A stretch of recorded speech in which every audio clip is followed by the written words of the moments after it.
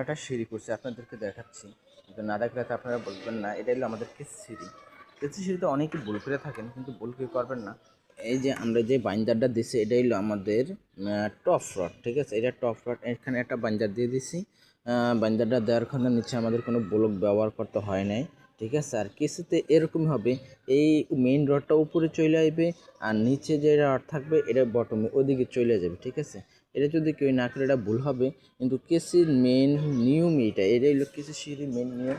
আপনারা যারা যারা কেসি সিঁড়ি করবেন এরকমভাবেই করবেন, কিন্তু আপনারা সবাই এরকম যদি না করেন তাহলে আপনারা ভুলে চলে যাবেন। আর একটা জিনিস আমাদেরকে বিশেষ করে জানানো উচিত, এই যে মনে করেন যে এই যে আমরা রোগটা করে এখান থেকে সর্বনিম্ন আপনি 11 থেকে 12 ইঞ্চি রাখবেন। এতে নিশ্চিত আপনি ওয়েট স্ল্যাব যে 6 ইঞ্চি ঢালাই, হ্যাঁ ঢালাইটা আপনার একুরেট হবে না, ঠিক আছে।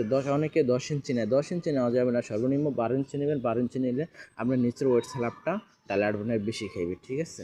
আপনারা অনেকে এটা ভুল করে থাকেন, এই ভুলটা কেউ করবেন না বিশেষ করে।